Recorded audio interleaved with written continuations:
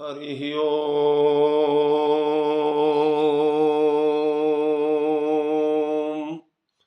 ॐ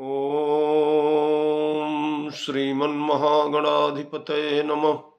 श्रीरामः शरणं मम। श्रीगुरवे नमः। श्रीसरस्वत्यै नमः। श्रीमातृपितृचरणकमलेभ्यो नमः। गणेश हेरम्ब गजाननेति महोदरं स्वानुभवं प्रकाशिन् वरिष्ठ सिद्धि प्रिय बुद्धिनाथ वदन्त्येवं त्यजत प्रभीति। ओम नमः परमहंसास्वादिचरण कमल चिन्मकरन्दाय भक्तजनमानस निवासाय श्रीरामचन्द्राय अतुलित बलधामं हेमशैलाभदेहं दनुजवन कृशानं ज्ञानिनामग्रगण्यं सकलगुणनिधानं वानराणामधीशं रघुपतिप्रियभक्तं वातजातं नमामि।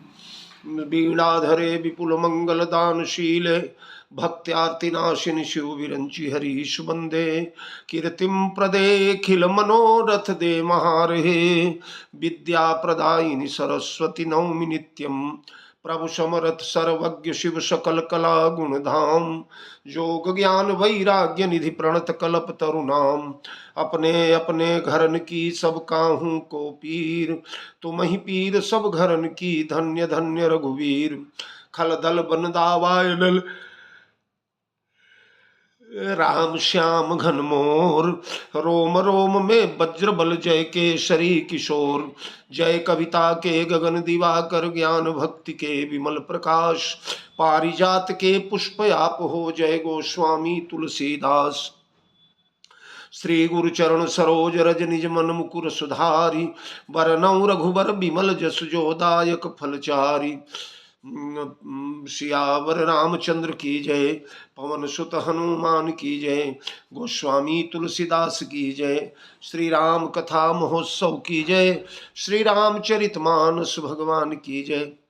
मेरे परमाराध्य अकारण करुणा वरुणालय मर्यादा पुरुषोत्तम भगवान श्री राघवेंद्र सरकार माँ मैथिली प्रभु चरित्र सुनबे को रसिया अनंत बलवंत श्री हनुमंत लाल जी महाराज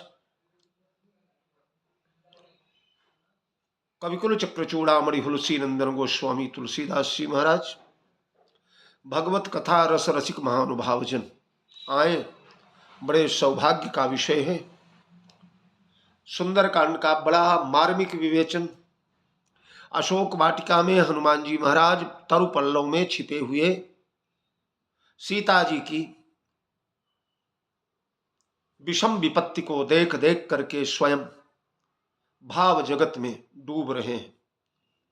त्रिचटा सीता जी को समझा बुझा के चली गई। किशोरी जी ने चंद्रमा से, तारागणों से, अशोक से, सबसे अग्नि की याचना किया, कहीं से अग्नि न मिली। तब कपि कर हृदय विचार, हनुमान जी महाराज विचार करने लगे, अगर इन्हें मुद्रिका न दिया गया और मैंने सीता को संदेशा न दिया, ऐसे ही सीता को देख करके राम के पास चला गया कि भगवान को लेके आऊं और लंका पर विजय के प्रक्रिया प्रारंभ हो जाए, तो हमारे जाने और राम जी के आने तक ये जीवित नहीं रहेगी। ये इनके लक्षणों से पता चल गया। कल मैंने बताया था, अशोक के डाली में अपनी वेणी लगाकर अपने लंबी लंबी चोटी के द्वारा सीता जी फांसी का उपक्रम कर रही हैं। यानी इस अवस्था तक जो आ गया वो बहुत दिनों जीवित नहीं बचेगा। इसलिए सीता को तत्काल कुछ न कुछ आश्रय देना पड़ेगा।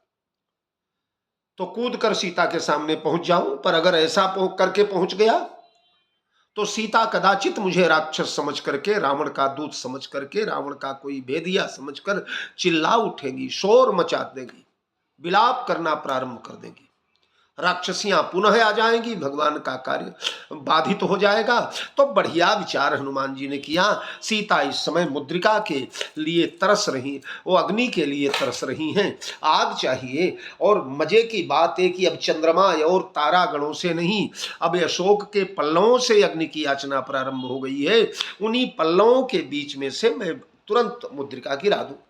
और कपि कर हृदय विचार, दीन मुद्रिका ढारी तब, जनु अशोक अंगार, दीन हरसि उठ कर गए। उठ करके सीता जी ने उठाया मुद्रिका को, और उठाने के बाद चकित चितव मुदरी पहचानी, चकित हो गई। क्यों? बोले अग्नि का गुण है जलाना, दाहक शक्ति अग्नि का गुण है। और श्रीमद् भागवत महापुराण में महाराज शुकाचार्य ने राजा परीक्षित से कहा है कि राजन, वस्तु की विशेषता मनुष्य के भाव अभाव या मनुष्य के ज्ञान अज्ञान की गुलाम नहीं होती। जैसे जहर है तो जहर को आप चाहे आरती उतार के पिए, चाहे जला गाली दे करके पिए, चाहे प्रेम से पिए, चाहे बैर से पिए, जहर आपको मार ही डालेगा। अमृत है तो अमृत को गाली देकर पिए, चाहे आरती उतार करके पिए, अमर ही कर देगा। उसी प्रकार अग्नि को चाहे प्रेम से छुए, चाहे बैर से छुए, चाहे जाने में छुए, चाहे अनजाने में छू ले, अग्नि आपको जला ही देगी। उसका कार्य, उसका गुण है। वस्तु की विशेषता या वस्तु का गुण सामने वाले के ज्ञान अज्ञान की अपेक्षा नहीं करता। तो मैंने अग्नि छुआ तो अग्नि छूते ही मुझे जलना चाहिए, लेकिन नहीं जली, इसलिए चकित हो गई। ये आग क्यों नहीं जलाई? तो जब चकित हुई तो चितव, तब उसकी ओर देखा, और जब चितव तब मुदरी पहचानी। देखने के बाद मुद्रिका को पहचान गई। क्या पहचान गई? ये हमारे प्राणेश के कर कमल की अंगुलियों में शोभायमान रहती है। ठाकुर जी के कर कमल की अंगुली में सर्वदा शोभा देने वाली यह मुद्रिका। हनुमत नाटकम में तो बड़ी प्यारी बात लिखी है कि यह सोने की अंगूठी है, और इस सोने की अंगूठी को सुवर्णस्य सुवर्णस्य सुवर्णस्य च मैथिली, सुवर्णस्य यानी सुंदर वर्ण वाली, सुंदर वर्ण यानी सोना, सुवर्ण तो सोने की मुद्रिका, 10 मासे की मुद्रिका, सुवर्णस्य। और सुवर्णस्य, उस सुवर्ण की मुद्रिका में सुवर्ण लिखा हुआ है। ध्यान देंगे, सुवर्ण माने सुंदर वर्ण, वर्ण बिलोचन जन जिय जो। ये वर्णों के विलोचन है, वर्णों के राजा है, वर्णों के सम्राट है। कौन? बोले राय और म। तो सुवर्णस्य, सोने की अंगूठी में, सुवर्णस्य सुंदर वर्ण लिखे हुए, और सुवर्णस्य च मैथिली, और सुवर्ण सुंदर वर्ण वाली मैथिली को मिला। ये सीता भी सुवर्ण की है एक दृष्टि से में भला।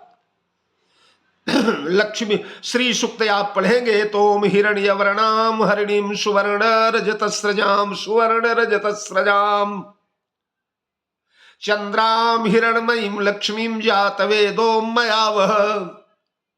तो ये महालक्ष्मी ही तो सीता बन करके आई है। तो सुवर्णस्य सुवर्णस्य सुवर्णस्य च मैथिलीम प्रेषितम रामचंद्रेण सुवर्णस्यांगुलीयकम। यह भगवान श्री राघवेंद्र के द्वारा भेजी गई है सुवर्णस्यांगुलीयकम, राम जी के सुंदर वर्ण की अंगुली में शोभायमान रहने वाली यह सुवर्ण की मुद्रिका, सुंदर वर्ण से संपृक्त सुंदर वर्ण वाली सुवर्ण वाली जानकी को प्राप्त हुई। तो इस मुद्रिका को अग्नि समझ करके उठाया गया, और अग्नि के याचना के समय भी दिया गया। ऐसा क्यों? इसलिए कि ये मुद्रिका अपने आप में स्वयं अग्नि ही है। क्यों? इसलिए कि इसमें राम नाम लिखा हुआ है, और भगवान श्री राम का नाम क्या है? बोले जासु नाम पावक यघतूला, सुमिरत सकल मंगल मूला। भगवान श्री राम का नाम पावक है। पावक यानी जो पावक पावनता से बनता है, भला जो पावन है, पावक जगत को पावन करता है। तो ये राम नाम पावन करता है। पावनम पावनानाम कल्याणाम निधानम कलिमल मथनम पावनम पावनानाम भूतये राम नाम। ये श्री राम का नाम पावक है। तो जा सुनाम पावक यघ तूला, या बंदऊ नाम राम रघुबर को, हे तु कृषानु भानु हिम कर को। ये राम जी का नाम राम, रकार अकार और मकार, ये हे तु कृषानु भानु हिम कर को। ये रकार यकार और मकार, ये कृषानु भानु और हिमकर, हिमकर माने चंद्रमा, इनके हेतु हैं, कारण है। ध्यान दीजिए, रकार रकारात जायते अग्नि, रकार से अग्नि का प्रादुर्भाव हुआ है, अग्नि का जन्म होता है। अकार जो है, अकार से रवि का, सूर्य का जन्म होता है। मकारात जायते चंद्र, मकार से चंद्रमा का उद्गम होता है, चंद्रमा प्रकट। रकार अग्नि है, हे तु कृषानु। कहीं कहीं गोस्वामी जी गागर में सागर भर देते, राम नाम को तीन उपमाएं देते हैं कि राम नाम ये तीन का मूल कारण है। काहे का? बोले कृषाणु। कृषाणु में रकार लगा हुआ है, कृषाणु लिखिए, उसमें र लगा हुआ है।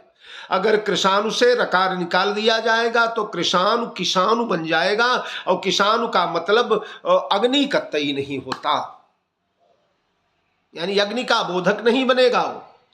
भानु, भानु माने सूर्य, रकार अकार, अकार यानी या, तो भानु में अकार लगा हुआ है। अगर भानु में से अकार निकाल दो, आ निकाल दो, तो भानु से भनु बन जाएगा, और भनु का मतलब सूर्य कदापि नहीं होगा। और हिमकर, हिमकर माने चंद्रमा, हिमकर में मकार लगा हुआ है, म लगा हुआ है।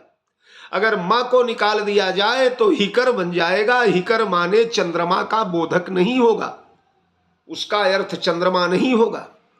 तो रकार से अग्नि बनता है, अग्नि की रचना होती है, अकार से सूर्य की रचना होती है, और मकार से चंद्रमा की रचना होती है। वैसे भी विधि हरि हर मय वेद प्राण सो, अगम अगुम नयनूपम गुण निधान स्थो।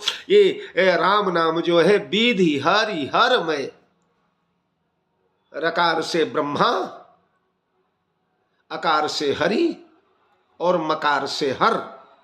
इस प्रकार ब्रह्मा विष्णु महेश का भी जन्म इसी से होता है। वेद प्राण सो, वेद का प्राण है ओमित्य का अक्षरम ब्रह्म, वेद का प्राण है ओम, तो राम नाम से ही ओम भी पैदा होता है। ओम में अकार उकार और मकार, तो अकार से रकार से अ पैदा हुआ, र से। देखिए अ आप जब लिखेंगे ओम वाला य, तो ऐसे करके ऐसे करेंगे तो यानी र हो गया, और ऐसे कर देंगे तो अ हो गया, और ऐसे जो चंद्रबिंदी लगाएंगे वो म हो गया। तो रकार अकार और मकार।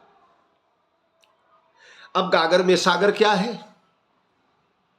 तीन उपमाएं दिया, बोले हे तू कृषानु भानु हिम कर को। कृषानु माने चंद्रमा, भानु माने सूर्य, और हिमकर माने कृषानु माने अग्नि, भानु माने सूर्य, और हिमकर माने चंद्रमा। तो राम नाम तीनों का मूल कारण है। क्यों? बोले तीनों में राम नाम है। कृषानु माने अग्नि, अग्नि वंश में भी एक रामावतार हुआ। अग्नि वंश क्या? बोले जमदग्नि के पुत्र बनकर भी एक राम आए, परशुराम। अब भानु माने सूर्य, सूर्य वंश में भी एक राम आए, दाशरथी राम। और हिमकर माने चंद्रमा, चंद्र वंश में भी एक राम आए, जिनका नाम बलराम रखा गया। तो परशुराम दाशरथी राम और बलराम। परशुराम अग्नि वंश में आए, दाशरथी राम सूर्य वंश में आए, और बलराम चंद्र वंश में आए। मानो इस राम नाम में तीनों रामों को समेट लिया गोस्वामी जी ने। खैर वो तो नाम वंदना का विषय है, कभी का वो सत्र भी आएगा। अभी तो 225 प्रवचन हमें हनुमान जी के ही सुनाने हैं। 300 प्रवचनों का मैंने संकल्प लिया है। तो हे तु कृषानु भानु हिमकर को, तो राम नाम अग्नि है, अग्नि जलाया करता है, और जला दिया।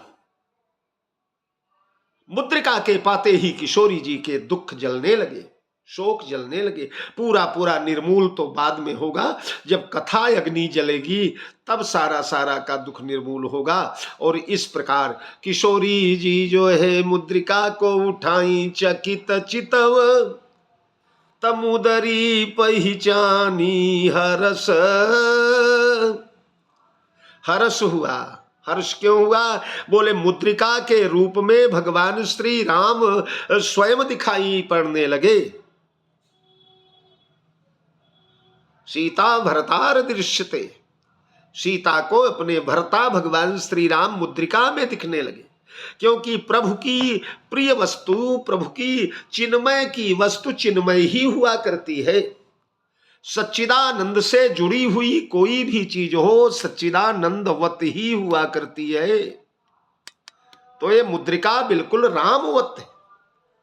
सीता की दृष्टि में राम दिखाई पड़े और मुद्रिका के रूप में भगवान श्री राम का नीलांबुज श्यामल कोमलांगम सीता समारोपित बाम भागम ये सब दिखाई पड़ने लगा। श्री राम जी का धैर्य, राम की सरलता, राम का प्रेम, राम का उदारता, राम का औदार्य, राम की दया, राम की दानशीलता, राम की एक वचनता, राम का एक पत्नी व्रत, राम की सुकोमलता, ये सब सीता के नेत्रों में मुद्रिका के माध्यम से परिलक्षित होने लगी। मां ने मुद्रिका भगवान श्री राम को साकार कर दी सीता जी के सामने, इसलिए हर्ष। फिर उसके तुरंत बाद हर्ष का पर्दा हटाए और विषाद, विषाद हृदय में आ गया। विषाद क्यों आया? विषाद इसलिए आया कि सी मुद्रिका देखकर तो हर्षित हुई, पर मुद्रिका आई कहां से? मुद्रिका के आने का कारण क्या है? मुद्रिका के आगमन का हेतु क्या है? ये विषाद हुआ हमारे प्रभु के अंगुलियों में नित्य रमण करने वाली मुद्रिके, तू यहां कैसे आ गई? है? सीता जी चिंता में पड़ गई। पावक के सम देखी सिया, अति हर्षित वह कर ली न उठाई। राम को नाम लिखो मणि सुंदर, बेटी विदेह दे बेटी विदेह की शोक समाई। या प्रभु को जीत लियो, या तो किसी ने मेरे सरकार को जीत लिया, जीत करके मार करके ये मुद्रिका लाया, या प्रभु को जीती लियो। मन बोल्यो अजय श्री रघुराई, और मायापति कर मुद्रिका माया से काहू के द्वारा न जाई बनाई। ये मायापति की मुद्रिका है, ना तो माया के द्वारा बनाई जा सकती है और ना तो भगवान श्री राम को कोई जीत सकता है। यही इसी प्रसंग में सुंदरकांड में हनुमान जी महाराज ने विधिवत सीता जी को राम के बल पौरुष का वर्णन करके बताया है। माते, भगवान कोई साधारण राजा नहीं है। न नागा नापि गंधर्वा, जगत के समस्त नाग आ जाएं, गंधर्व आ जाएं, ना सुरा ना मरुद्गणा, सारे देवता आ जाएं, मरुद्गण आ जाए, रामस्य समरे वेगम शक्ता प्रतिसमीहितुम,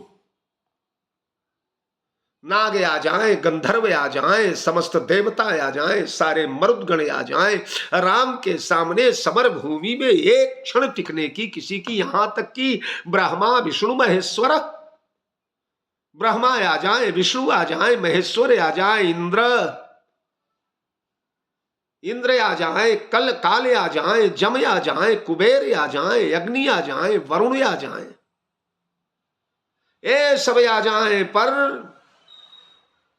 भगवान श्री राम को नहीं जीत पाएंगे। सक्ता प्रतिसिमी तुम, श्री राम पर विजय प्राप्त करना इन सबके बस की बात नहीं है। इसलिए राम अजय है, अजय राम है। त्रिभुवन में राम को जीती को सकई, अजय रघुराई। हमारे स्वामी अजय हैं, स्वामी के बल का, वैभव का ज्ञान सीता को विधिवत है। षडैश्वर्य राम में जो है उन्हें सीता विधिवत जानती है। तो जब कोई जीत नहीं सकता तो फिर आई कैसे? किसी मायावी ने, लीलाधारी ने माया बना करके भेज दिया होगा। लेकिन माया ते असर रची नहीं जाए। माया से सब कुछ बनाया जाता है, पर मायापति के भी खेल थोड़े बनाए जाते हैं। माया की भी एक सीमा है। यद्यपि रावण ने माया से कई बार मायापति बनाया, सीता के सामने ही भगवान श्री राम लक्ष्मण का कटा हुआ सिर त्रिशूल में गूंथ करके सीता के सामने लाया गया, सीता को दिखाया गया, पर सबका भेद खुल गया। तो माया ते असर रची नहीं जाई। माया से माया मृग बनाया जा सकता है, पर मायापति का कोई भी भूषण माया से नहीं बन सकता। माया की भी एक सीमा है। जो माया सब जग ही न चावा। जगत के लिए तो माया अजेय है। जगत वाले माया को नहीं जीत सकते। गो गोचर जहां लगी मन जाई, सो सब माया जाने हु भाई। तो जो माया सब जग ही न चावा, जासु चरित लखी काहू न पावा, सोई प्रभु भ्रू बिलास खग राजा, नाच नटीव सहित समाजा। भगवान के भ्रू बिलास मात्र से,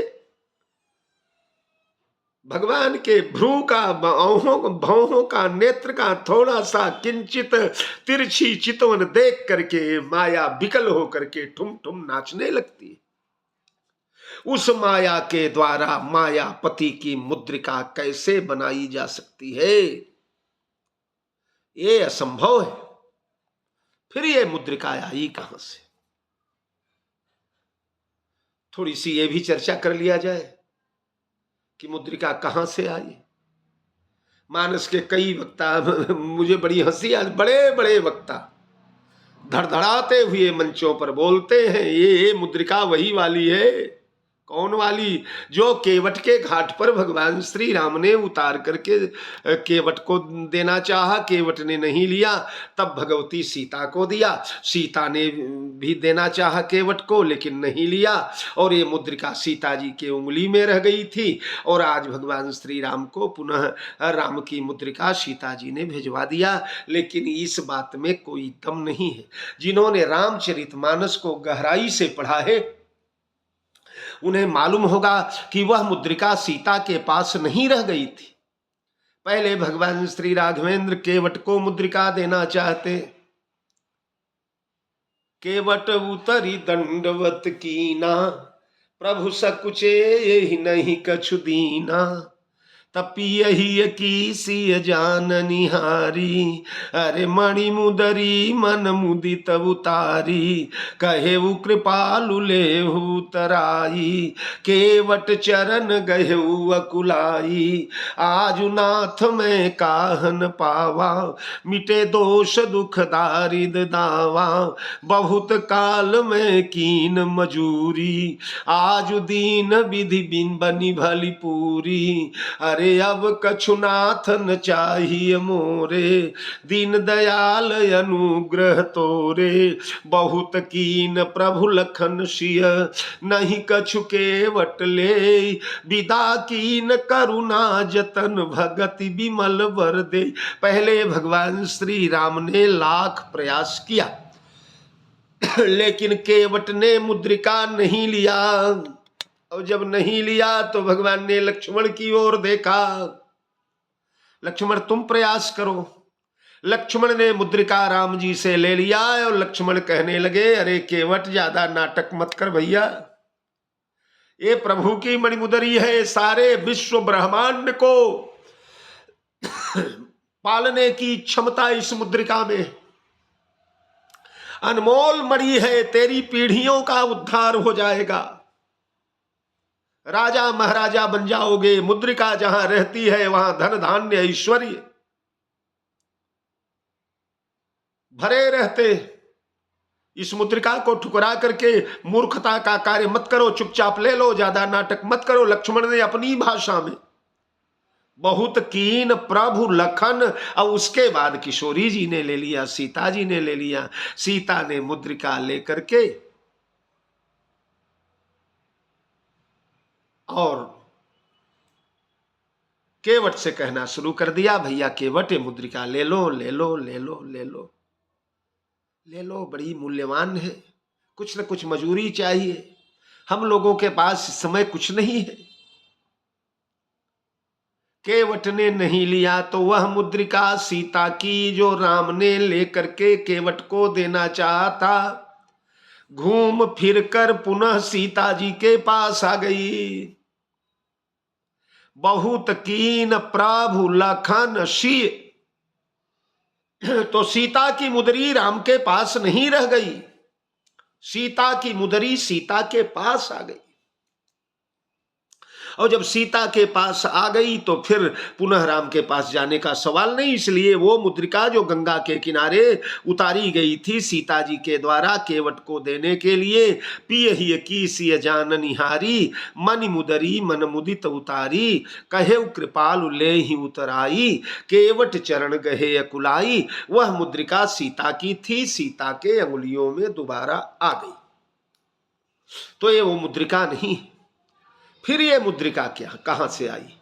तो देखिए, हमारे भगवान श्री राम का जब प्रादुर्भाव हुआ ना, तो राम जी अकेले नहीं आए थे। ब्रह्म की कुछ ऐसी वस्तुएं हैं जो ब्रह्म के अवतरण के साथ आती। राम जी का जन्म जब अम्बा कौशल्या के पावन कुक्ष से हुआ तो अकेले राम जी नहीं आए। अब वो तो कुक्ष का नाम है कि कौशल्या के गर्भ से जन्म लिया, वैसे तो भगवान प्रकट हो गए थे वायु रूप से।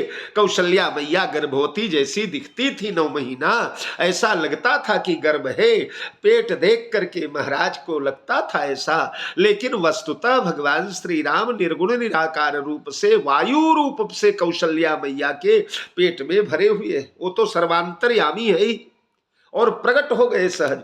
तो जब प्रकट हो गए तो अकेले थोड़े आए, भय प्रकट कृपाला दीन दयाला, कौशल्या हितकारी हर्षित महतारी, मुनि मन हारी अद्भुत रूप विचारी, भूषण, ध्यान दे, भूषण बनमाला,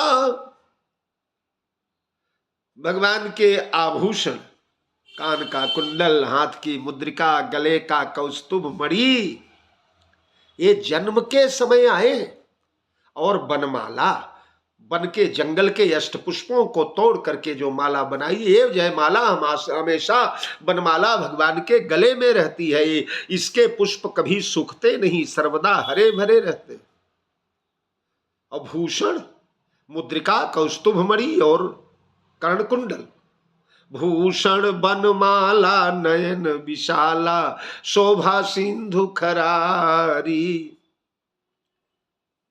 तो भूषण आए हैं, बनमाला आई है, और निज आयुध भुजचारी, भगवान के आयुध आए। इस आयुध में वैष्णव में थोड़ा थोड़ा मत भिन्नता है। रामानुज संप्रदाय की स्वीकृति है कि शंख चक्र गदा पद्म धारण करके भगवान श्री राम आए। शशंख चक्रम सकिरीट कुंडलम सपीत वस्त्रम सरसीरु क्षणम।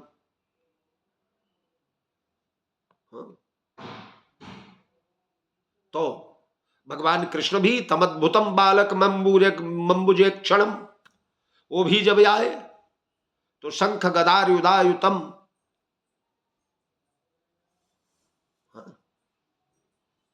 तो भगवान भी चक्र लेकर, शंख लेकर के, गदायुधायुतम, गदा लेकर के, पद्म लेकर के आए थे।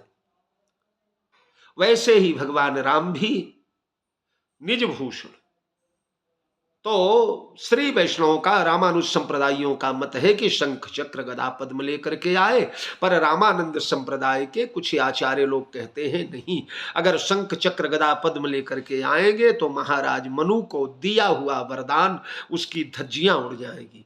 मनु के सामने तो विधि हरिहर तप देखी अपारा, मनु समीप आए बहुबारा, मागहु बर बहुभांति लोभाए, परम धीर नहीं चलई चलाए।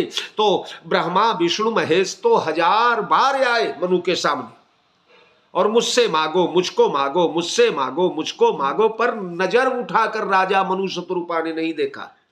तब नील सरोरुह नील मणि नील नीरधर श्याम, लाज हितन शोक बहा निरखी कोटि कोटि शतकाम, भृगुट बिलास जासु जग होई, राम बाम दिशि सीता सोई।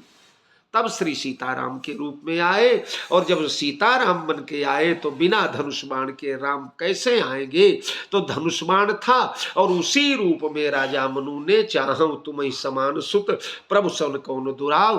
तो भगवान श्री राम आज जब कौशल्या के सामने आए तो द्विभुज रूप धारण करके निज आयुध भुजचारी, भुजचारी आयुध, भुजचारी माने 4 भुजा भी होता है, और भुजचारी माने भुजायाम चरति, जो भुजाओं में चरण करते हैं, यानी धनुष बाण जो भुजाओं के द्वारा चलाए जाते हैं, जो भुजाओं में विहार करते हैं। रामायण में चारी माने जलचर थलचर नभचर नाना, जो जड़ चेतन जगजीव जहाना, और रावण सिर सरोज बनचारी, चली रघुबीर शिली मुखधारी।